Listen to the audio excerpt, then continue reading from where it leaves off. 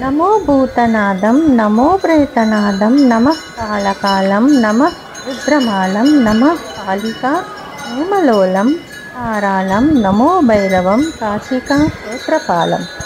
పురాణాల ప్రకారం ఒకనొక సమయంలో దేవతల మధ్య త్రిమూర్తులు అయిన బ్రహ్మ, విష్ణు మరియు మహేశ్వరుల్లోకెల్లా అత్యంత శ్రేష్ఠులు ఎవరు అనే చర్చ మొదలైంది. దీనిపై అనేక భేదాభిప్రాయాలు ఏర్పడ్డాయి. చివరికి దేవతలు, మహర్షులు అందరూ వేదాల నుండి మార్గదర్శకత్వం పొందాలని నిర్ణయించుకున్నారు. వేదాలు ఏకస్వరంతో పరమ సత్యం, సర్వోన్నతమైన వ్యక్తి భగవానుడైన శివుడే అని ప్రకటించాయి. ఈ సృష్టి మొత్తం ఆయనలోనే నిమిడి ఉంది అన్నారు. భగవానుడు విష్ణు వేదాల ఆ నిర్ణయాన్ని సంతోషంగా అంగీకరించారు. అయితే సృష్టికర్త అయిన బ్రహ్మదేవుడు మాత్రం ఈ విషయాన్ని అంగీకరించలేదు. ఆయన తనను తాను అత్యంత ఉత్తముడిగా భావించి అహంకారంతో నిండిపోయారు.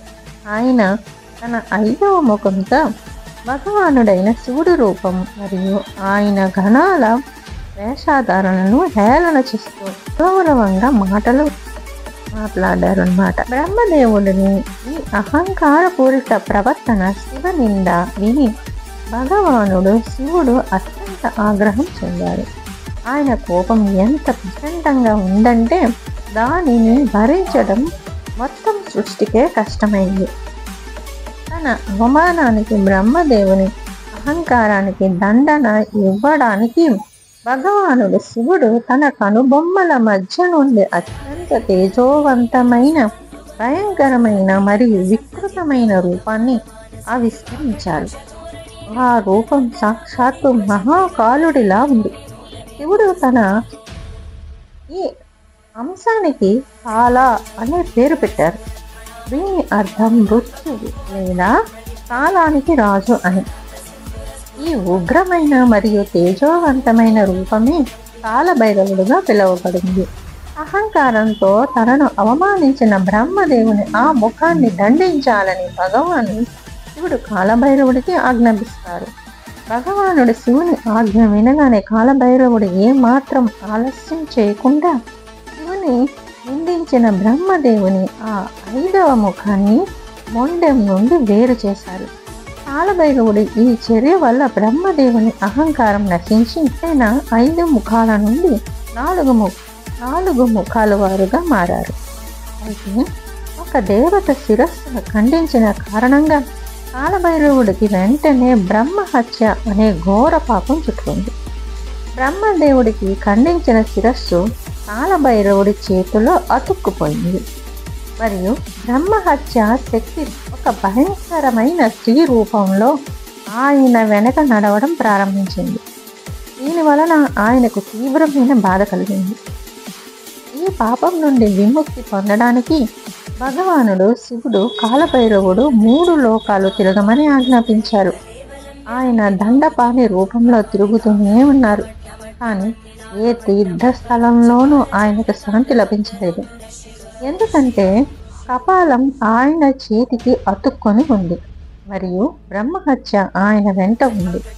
చివరికి సంచరిస్తూ ఆయన భగవానుడు శివుడికి అత్యంత ప్రియమైన నగరం అయిన కాశీని చేరుకున్నారు. కాలభైరవుడు కాశీ సరిహద్దుల్లోకి ప్రవేశించగానే ఆయన చేతికి అతుక్కున్న ఆ కపాలం ఊడి ఒక స్థలంలో పడిపోయింది మరియు బ్రహ్మహత్య శక్తి అక్కడే పాతాళ లోకంలో కలిసిపోయింది. కపాలం పడిన ఆ స్థలాన్ని కపాలమోచన తీర్థం అని పిలవడం జరిగింది. ఈ విధంగా ఆయనకు బ్రహ్మహత్య పాపం నుంచి విముక్తి లభించింది. అప్పుడు భగవంతుడు శివుడు సంతోషించి కాలభైరవుడికి ఈ వరం ఇచ్చారు. ఇక నుండి నువ్వు ఈ కాశీ నగరానికి అధిపతి, కోత్పాలుగా ఇక్కడే నివసిస్తావు. కాశీలోకి ప్రవేశించే ప్రతి ఒక్కరూ ముందుగా కాలభైరవుడి అనుమతి తీసుకోవాలని కూడా చెప్పబడింది. అప్పటి నుంచి కాలభైరవుని కాశీ కోత్వాల్ అని పిలుస్తారు. ఆయన భక్తులు భయాన్ని, పాపాలను మరియు కష్టాలను దూరం చేస్తూ ధర్మాన్ని మరియు న్యాయాన్ని రక్షిస్తారు.